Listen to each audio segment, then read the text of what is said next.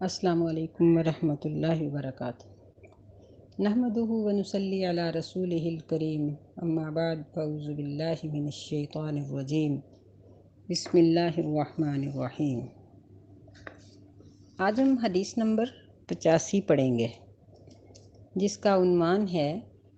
بدی کی اصلاح کے لیے، یعنی برائی کی اصلاح کے لیے ہر ممکن کوشش کرو۔ عن ابی سعید الخدری رضی اللہ تعالی عنہ، سیدنا ابو سعید خدری رضی اللہ تعالی عنہ بیان کرتے ہیں، الرسول اللہ صلی اللہ علیہ وسلم قال، وہ کہتے ہیں کہ رسول اللہ صلی اللہ علیہ وسلم نے فرمایا، من رعا منکم منکرا فلیغیرہ بیدہ، جو شخص تم میں سے برائی کو دیکھے فلیغیرہ، اس کو چاہیے کہ وہ اس کو بدل دے، بیدہ، اپنے ہاتھ سے، وَإِن لَّمْ يَسْتَطِعْ فَبِلِسَانِهِ، بس اگر وہ ہاتھ سے بدلنے کی طاقت نہیں رکھتا تو اپنی زبان سے روکے، فَإِن لَّمْ يَسْتَطِعْ فَبِقَلْبِهِ، بس اگر وہ زبان سے روکنے کی بھی طاقت نہیں رکھتا تو اپنے دل سے برا سمجھے، وَذَلِكَ أَضْعَفُ الْإِيمَانِ، اور یہ ایمان کا کمزور ترین حصہ ہے۔ یعنی مسلمان کو چاہیے کہ وہ برائی کو پیدا نہ ہونے دے اور اس سے روکتا رہے۔ نبی علیہ الصلاۃ والسلام نے اس بات کی بڑی تلقین کی ہے، اور اللہ تعالیٰ نے بھی قرآن مجید میں اس امت کی جو ایک امتیازی حیثیت ہے اس کی وجہ ہی یہ بیان فرمایا کہ کنتم خیر امت اخرجت للناس تأمرون بالمعروف وتنہون عن المنکر، کہ تم تو وہ بہترین امت ہو جو لوگوں کے لیے پیدا کی گئی ہو، تم برائی سے منع کرتے ہو اور اچھائی کا حکم دیتے ہو۔ یعنی اس کا مطلب یہ ہے کہ اگر کوئی شخص اس فریضے کو ادا نہیں کرتا تو وہ امت کا بہتر شخص نہیں ہو سکتا، بلکہ ممکن ہے کہ وہ امت سے ہی خارج ہو جائے۔ نبی علیہ الصلاۃ والسلام کی اپنی عادت مبارک بھی یہ تھی کہ آپ بہت ہی ٹھنڈے مزاج کے اور بہت ہی صابر اور شاکر تھے، لیکن جب برائی کو دیکھتے تو آپ غصے میں آ جاتے اور اس کو اپنے ہاتھ سے بدل ڈالتے۔ تو ایسے اشخاص جو ہمارے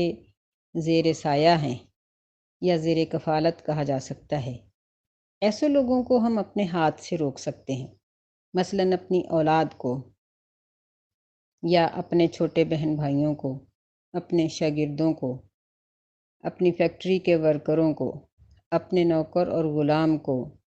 ایسے لوگوں کو ہاتھ سے روکا جا سکتا ہے۔ ہاتھ سے روکنے کا ایک مطلب تو یہ ہے کہ اس کے ساتھ قتال تک کر لیا جائے، یعنی جھگڑا بھی کرنا پڑے تو کیا جائے، جس طرح نبی علیہ الصلاۃ والسلام نے اولاد کے بارے میں کہا کہ بچہ 7 سال کا ہو جائے تو نماز کا حکم دو، اور جب وہ 10 سال کا ہو جائے اور وہ نماز نہ پڑھے تو پھر اس کو مار بھی لو، یعنی ہاتھ کا استعمال بھی کر لو، تو کوئی حرج کی بات نہیں ہے۔ اسی طرح نبی علیہ الصلاۃ والسلام نے ایک مرتبہ ایک صحابی کو یہ تاکید کی تھی کہ اپنی اولاد پر سے اور جو تمہارے یعنی زیر سایہ ہیں ان سے ادب کا ڈنڈا پیچھے نہ ہٹانا، مطلب یہ ہے کہ ان کو روکتے اور ڈانٹتے رہنا، ایک تو یہ مطلب ہے اس کا۔ تو پھر یہ ہے کہ ہاتھ سے روکنے کا مطلب صرف غصہ اور ڈانٹ نہیں ہے، بلکہ ہاتھ سے پیار اور محبت کے ساتھ بھی روکا جا سکتا ہے۔ ڈانٹ اور مار تو ایک انتہائی صورت ہوتی ہے،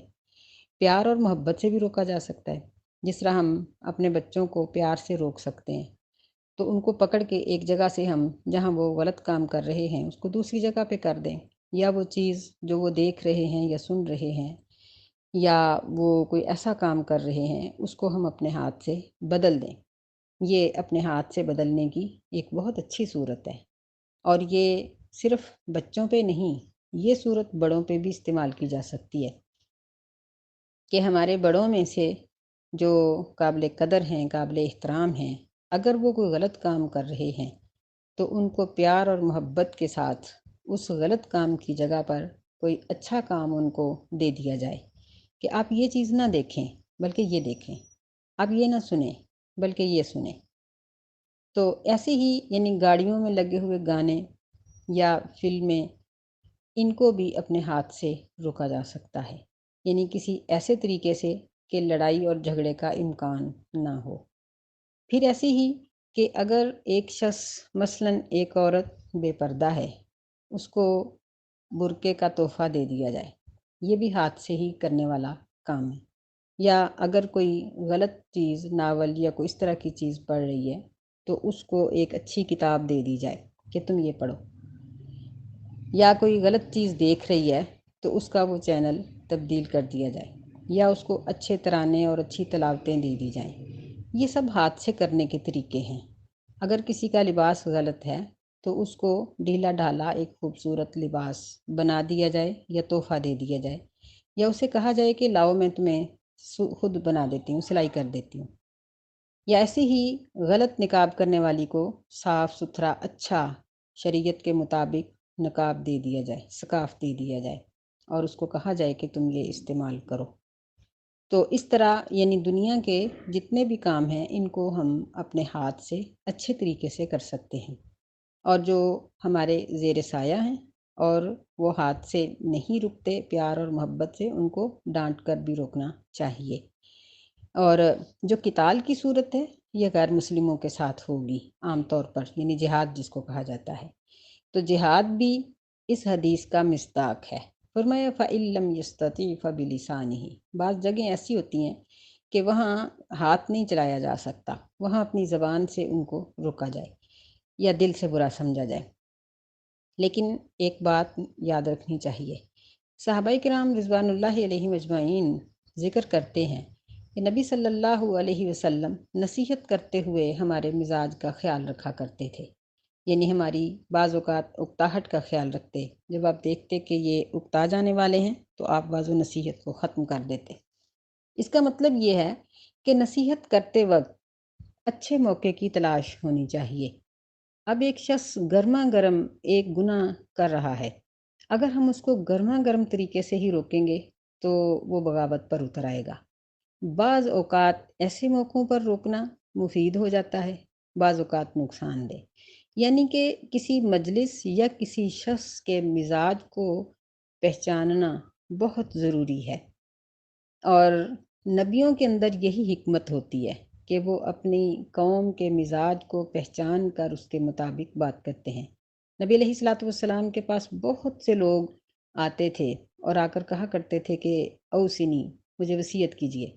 نبی صلی اللہ علیہ وسلم کبھی فرما دیتے کہ لا تغضب، غصہ نہ کرو،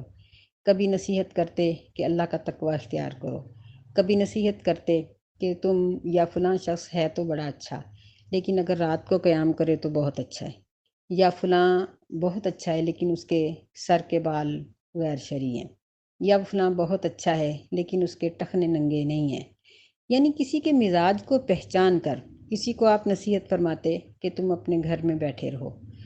اور باہر مت پھرا کرو، کسی کو نصیحت فرماتے کہ اللہ کا ذکر کثرت سے کیا کرو۔ یعنی جس کو ہم نصیحت کر رہے ہیں اس کے لیے ہمیں اس موقع کی تلاش ہونی چاہیے جس موقع میں اس کے مان لینے کے امکانات زیادہ ہوں۔ بعض اوقات یوں ہوتا ہے کہ ایک مجلس میں جب ہم اپنے بچے کو کوئی دین کی نصیحت کریں گے تو وہ اپنے لیے عار اور شرمندگی کا سبب سمجھے گا۔ تو ایسے موقع پر یہ چاہیے کہ اس وقت خاموشی اختیار کی جائے، اللہ سے دعا کی جائے، اور پھر اس کو بعد میں اکیلے میں بٹھا کر سمجھایا جائے کہ بھئی آئندہ تم نے ایسا نہیں کرنا۔ یعنی واعظ و نصیحت کرتے وقت اور برائی کو بدلتے وقت، بدی کی اصلاح کرتے وقت ہمیشہ حکمت سے کام لینا چاہیے۔ اللہ تعالی ہمیں توفیق خیر عطا فرمائے، اور کم از کم بندے کو برائی کے بارے میں اپنے دل میں نفرت رکھنی چاہیے، اور یہ بھی یاد رکھنا چاہیے کہ صرف دل میں نفرت رکھنا وَذَلِكَ أَضْعَفُ الْإِيمَانِ، یہ کمزور ہی نہیں، بہت کمزور ایمان ہے۔ تو جس طرح ہم ہر چیز کو اعلیٰ اور بہتر پسند کرتے ہیں، اسی طرح ہمیں اپنے ایمان کو بھی بہتر بنانا چاہیے۔ اللہ ہمیں مضبوط ایمان والے مومن بنائے، آمین یا رب العالمین۔ آج ہم حدیث نمبر 86 پڑھیں گے، جس کا عنوان ہے ترک اصلاح کی پاداش میں خداوندی عذاب، یعنی اصلاح کے چھوڑ دینے کی وجہ سے اللہ کی طرف سے آنے والے عذاب کی بات۔ عن حذیفہ رضی اللہ تعالی عنہ، سیدنا حذیفہ رضی اللہ تعالی عنہ بیان کرتے ہیں، ان النبی صلی اللہ علیہ وسلم قال، بے شک نبی صلی اللہ علیہ وسلم نے فرمایا، والذی نفسی بیدہ، اس اللہ کی قسم جس کے ہاتھ میں میری جان ہے، لَتَأْمُرُنَّ بِالْمَعْرُوفِ وَلَتَنْهَوُنَّ عَنِ الْمُنْكَرِ، کہ ضرور تم نیکی کا حکم دیتے رہو گے اور برائی سے منع کرتے رہو گے۔ اَوْ لَيُوشِكَنَّ اللَّهُ أَن يَبْعَثَ عَلَيْكُمْ عَذَابًا مِّنْ عِندِهِ، یا ضرور یہ بات قریب ہے کہ اللہ تم پر عذاب بھیج دے گا، من عندہ اپنی طرف سے، ثم لتدعنہ فلا یستجاب لکم، پھر تم اس کو ضرور پکارو گے، بس تمہاری دعا کو، تمہاری التجا کو قبول نہیں کیا جائے گا۔ اس سے پہلی حدیث میں نبی علیہ الصلاۃ والسلام نے اس بات کی وضاحت کی تھی کہ تم میں سے جو برائی کو دیکھے اس کو بدل دے، اگر ہاتھ سے نہیں بدل سکتا تو زبان سے نہیں بدل سکتا تو کم از کم دل سے برا سمجھے، اور یہ ایمان کا سب سے کم تر درجہ ہے۔ اس حدیث میں بھی اسی بات کو ذکر کیا گیا ہے کہ تم لوگ اپنے اس فریضے کو ادا کرتے رہو گے، جب تک کرتے رہو گے تب تک بچے رہو گے، اللہ تعالیٰ کی رحمتیں تم پر اتریں گی، اللہ کے عذاب تم سے رکے رہیں گے۔ لیکن جب تم برائیوں کے منع کرنے سے رک جاؤ گے تو پھر بہت قریب ہے، یعنی ممکن ہے کہ بلکہ 100% ممکن ہے کہ اللہ تم پر اپنے اوپر سے عذاب بھیج دے گا، اپنی طرف سے جو عذاب بھیجے گا اس کو پھر تم پہ اس طرح سے نافذ کرے گا کہ اس عذاب کے دوران جب تم اس کو پکارو گے تو تمہاری پکار کو قبول نہیں کرے گا۔ نبی صلی اللہ علیہ وسلم نے ایک مرتبہ بنی اسرائیل کا تذکرہ کیا اور فرمایا کہ بنی اسرائیل میں جہاں بہت سی اور برائیاں تھیں، وہاں ان کے علماء کے حلقے میں یہ برائی پائی جاتی تھی، یعنی جو صاحب علم تھے، جو جانتے تھے کہ ان کی کتاب میں کیا لکھا ہے۔ یہ بات یاد رکھیں کہ عالم صرف اس کو نہیں کہتے جس کے پاس کوئی سند ہو، بلکہ جس شخص کو بھی کسی کام کا، شریعت کے کسی حکم کا پتہ ہے کہ یہ کام کرنے والا ہے اور یہ نہیں کرنے والا، وہ شخص اس کام کے بارے میں علم رکھنے والا ہے، اسے چاہیے کہ وہ اپنے اس علم کو آگے پہنچائے۔ آپ نے فرمایا کہ ان کے جو علم رکھنے والے لوگ تھے وہ جاہل لوگوں کو گناہ کرتا ہوا دیکھتے تو ان کو منع کرتے، پھر منع کرتے، پھر منع کرتے، پھر ان کے اندر ڈھیلا پن آ جاتا، پھر وہ اس کام کے اندر خود بھی مصروف ہو جاتے، حتیٰ کہ اللہ تعالیٰ نے ان کے دلوں کو ایک دوسرے کی طرح کر دیا، یعنی جاہل اور عالم لوگوں کی خواہشات اور ان کی پسند، ان کی ضروریات ایک ہی طرح کی ہو گئیں۔ جب ان کا یہ حال ہو گیا تو پھر اللہ تعالیٰ نے ان کے اوپر عذاب بھیج دیا، اور ایسا عذاب ان پہ آیا، پے در پے بے شمار عذاب ان پہ آئے کہ پھر ان کی پکار کو نہیں سنا گیا۔ قرآن مجید میں بھی اللہ تعالیٰ نے ذکر کیا ہے، فرمایا وَاتَّقُوا فِتْنَةً لَا تُصِيبَنَّ الَّذِينَ ظَلَمُوا مِنْكُمْ خَاصَّةً، کہ جب تمہارے اندر گناہ کی کثرت ہو جائے گی، جب تم میں سے اکثر لوگ گناہ کرنا شروع کر دیں گے اور فتنہ کے اندر مبتلا ہو جائیں گے، تو پھر اس وقت سے ڈرو کہ جب صرف ظلم کرنے والے لوگوں کو عذاب نہیں آئے گا بلکہ عام عذاب آ جائے گا۔ فرمایا کہ لا تصیبن الذین ظلموا منکم خاصہ، پھر یہ نہیں ہے کہ یہ بے نماز ہے تو اس پر عذاب آئے اور یہ اس کے ساتھ نمازی رہتا ہے تو اس پر نہ آئے، بلکہ عام ہو جائے گا عذاب۔ جس طرح بنی اسرائیل کے بارے میں نبی علیہ السلام نے کہا کہ جب ان کے علماء اس طرح کے ہو گئے تو ان کے اوپر عام طور پر عذاب آ گیا، سب کے اوپر یکساں آیا۔ ایسے ہی فرمایا کہ تم سب پہ عام طور پر عذاب آ جائے گا۔ وَاعْلَمُوا أَنَّ اللَّهَ شَدِيدُ الْعَذَابِ شدید العقاب، اور تم اس بات کو جان لو کہ اللہ بڑا سخت قسم کا عذاب دینے پر قادر ہے۔ تو بات ایسے ہی ہے، بلکہ اب تو یہ چیز مشاہدے میں آ رہی ہے کہ ہم دیکھ رہے ہیں کہ جہاں زلزلے آتے ہیں، سیلاب آتے ہیں، وبائیں پھوٹتی ہیں، تو وہاں صرف گناہ گار نہیں مرتے، بلکہ سبھی لوگ اس عذاب کی نظر ہو جاتے ہیں۔ اور پھر جب ایسی صورتحال ہوتی ہے تو پھر لوگ اللہ تعالیٰ کو پکارتے بھی ہیں، لیکن ان کی پکار اس وقت نہیں سنی جاتی، کیونکہ ان کے پکارنے کا وقت گزر چکا۔ تو اس لیے ہمیں یہ بات کہی جا رہی ہے کہ تم نیکی کا حکم دیتے رہو اور برائی سے منع کرتے رہو،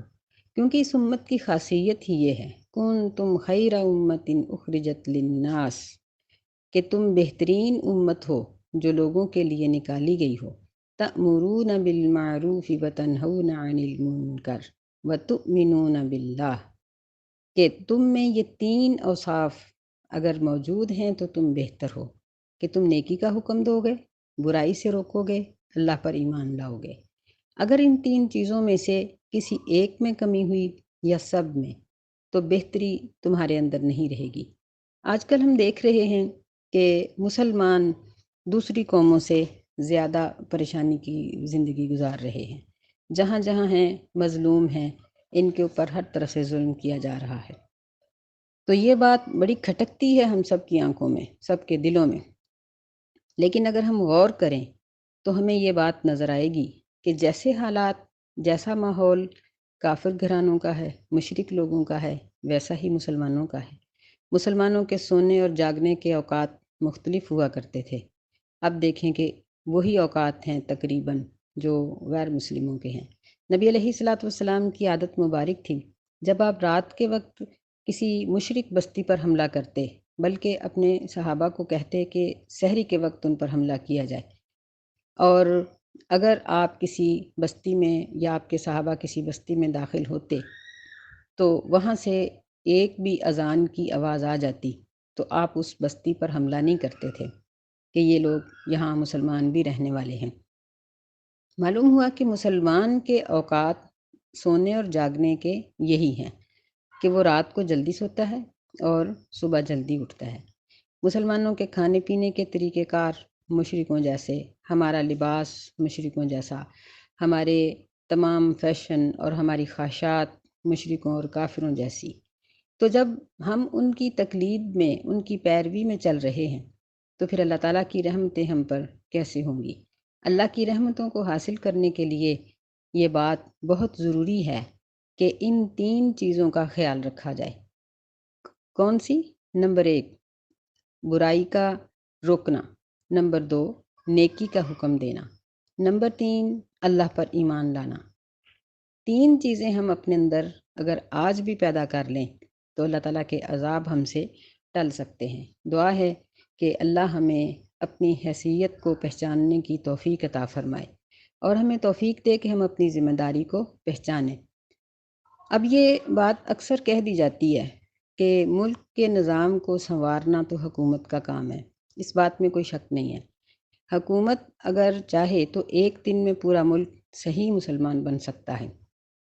لیکن بات یہ ہے کہ جس طرح حکومت کی ملکیت میں سارا ملک ہے، اسی طرح ہر شخص کی ملکیت میں کچھ نہ کچھ حصہ موجود ہے۔ کلکم راعٍ وکلکم مسئول عن رعیتہ، تم سبھی حکمران ہو۔ نبی علیہ السلام نے فرمایا کہ تم سبھی حکمران ہو اور تم سب کو تمہاری حکمرانی کے بارے میں، تمہاری رعایا کے بارے میں سوال کیا جائے گا۔ تو ہماری حکومت ہمارے گھر کے اوپر ہے۔ ایک ٹیچر کی حکومت اپنے شاگردوں کے اوپر ہوتی ہے، ایک فیکٹری والے کی حکومت اپنے ورکروں پر ہوتی ہے۔ اگر ہم سب اپنے حلقے کے اندر اسلام کو نافذ کرنا چاہیں تو کر سکتے ہیں۔ مثلاً کسی فیکٹری کا مالک اگر اپنے سارے مزدوروں کو، ورکروں کو وقت پہ نماز پڑھائے تو وہ بھلا کیوں نہیں پڑھیں گے،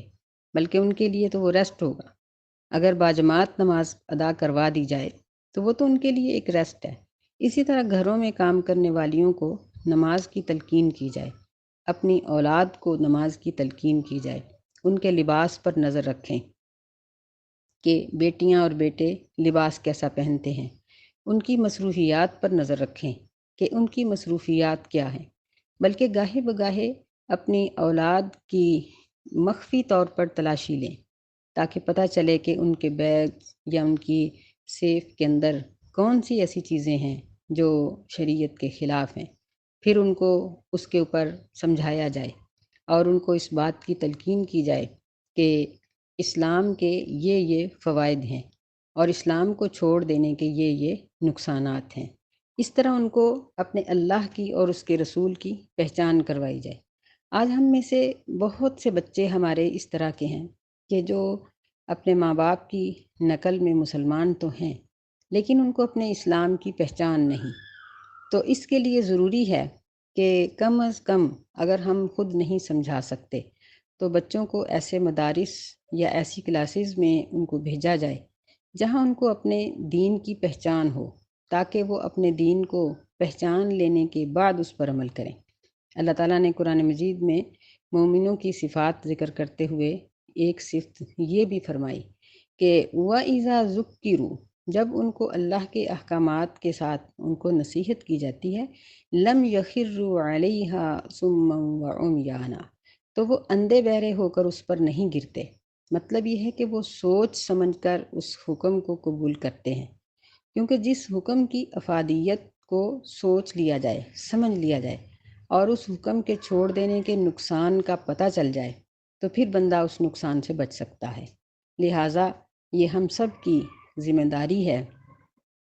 کہ ہم اپنے ماتحت لوگوں کو دین کی پہچان کروائیں، پہچان کے بعد ان کو عمل کرنے کے لیے راغب کریں۔ اللہ ہمیں توفیق خیر عطا فرمائے۔ آج ہم حدیث نمبر 87 پڑھیں گے، جس کا عنوان ہے دو بڑی نعمتیں جن کی عام طور پر قدر نہیں کی جاتی۔ عن ابن عباس رضی اللہ تعالی عنہ، سیدنا ابن عباس رضی اللہ تعالی عنہما سے روایت ہے، قال، وہ کہتے ہیں، قال رسول اللہ صلی اللہ علیہ وسلم، رسول اللہ صلی اللہ علیہ وسلم نے فرمایا، نعمتانی، دو نعمتیں ایسی ہیں، مغبون فیہما کثیر من الناس، کہ بے پرواہ ہیں ان دونوں کے بارے میں بہت سے لوگ۔ وہ کیا ہیں دونوں نعمتیں؟ الصحہ، نمبر 1 صحت، نمبر 2 والفراغ، فراغت۔ تو یہ دو نعمتیں ایسی ہیں کہ جب کسی کے پاس ہوتی ہیں تو وہ ان کی قدر نہیں کرتا، اور جب یہ دونوں یا دونوں میں سے کوئی ایک چھن جاتی ہے تو پھر بندہ کچھ کر نہیں سکتا۔ ان میں سے پہلی نعمت ہے صحت، یعنی صحت ایک ایسی چیز ہے، نبی صلی اللہ علیہ وسلم نے فرمایا کہ جو شخص صبح کرے اور وہ اپنے جسم کو تندرست دیکھے اور اس کے پاس اس دن کا کھانا اور پینا ہو تو اسے یوں سمجھنا چاہیے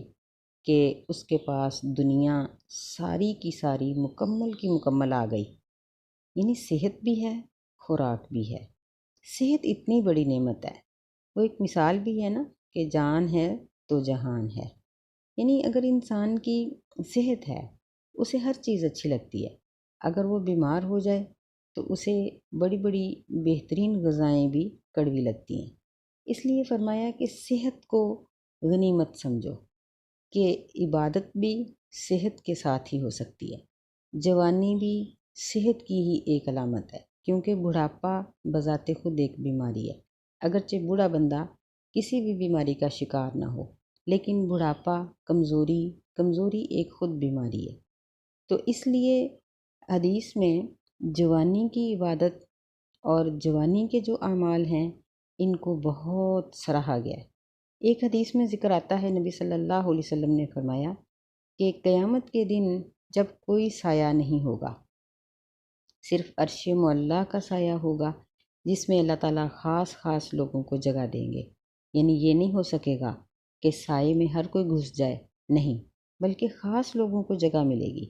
اور وہ خاص لوگ کون ہیں؟ فرمایا ہے کہ 7 قسم کے لوگ ایسے ہیں، سبعۃ یظلہم اللہ فی ظلہ یوم لا ظل الا ظلہ، کہ 7 ایسے خوش نصیب لوگ ہیں کہ یعنی 7 قسم کے لوگ جن کو اللہ تعالیٰ اپنے عرش معلیٰ کے سائے میں قیامت کے دن جگہ دے گا، جس دن کوئی بھی سایہ نہیں ہوگا سوائے عرش کے سائے کے۔ ان میں سے ایک شخص ہے وَشَابٌ نَشَأَ فِی الْعِبَادَةِ، کہ وہ نوجوان جس نے اپنی جوانی کو اللہ کی عبادت میں گزارا، اس کو اللہ تعالیٰ قیامت کے دن ایسی قسم کے لوگوں کو اکٹھا کریں گے اور اپنے عرش کا سایہ دیں گے کہ جنہوں نے جوانی کی حالت میں عبادت کی۔ کیونکہ جوانی کا لوگ کہتے ہیں جوانی مستانی، یعنی انسان اس وقت میں بہت سستی اور کوتاہی کا شکار ہو جاتا ہے، لیکن شریعت اس شخص کی تعریف کرتی ہے جو اپنی اس جوانی کو، اپنی صحت کو وہ اللہ کی عبادت کے لیے خرچ کرتا ہے۔ ایک اور حدیث آتی ہے جس میں نبی صلی اللہ علیہ وسلم نے فرمایا کہ 7 چیزوں کو 7 چیزوں سے پہلے غنیمت سمجھو۔ اس میں آپ نے فرمایا کہ صحت کو غنیمت سمجھو بیماری سے پہلے، یعنی نیکی کرنے کے لیے، عبادت کرنے کے لیے بیمار ہونے کا انتظار نہ کرو کہ بیماری میں باقی کام تو نہیں ہوں گے، عبادت ہو جائے گی۔ نہیں، بیماری میں عبادت بھی نہیں ہوتی، بلکہ جو لوگ عام حالات میں نماز پڑھتے ہیں، بیماری کی حالت میں بعض اوقات ان کو بیٹھ کے پڑھنی پڑ جاتی ہے، بعض اوقات لیٹ کے پڑھنی پڑتی ہے، یعنی وہ اپنی نماز جیسی فرضی عبادت کو بھی بعض اوقات مختصر کر دیتے ہیں کہ اپنی بیماری کی وجہ سے اس کو ادا نہیں کر سکتے۔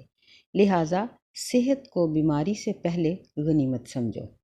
اور اس حدیث میں بھی یہی بات ذکر کی گئی ہے کہ 2 چیزیں ایسی ہیں کہ جن کی قدر انسان نہیں کرتا، جب وہ چلی جاتی ہیں تو پھر وہ واپس نہیں آتی۔ دوسری ان میں سے ہے والفراغ، فراغت۔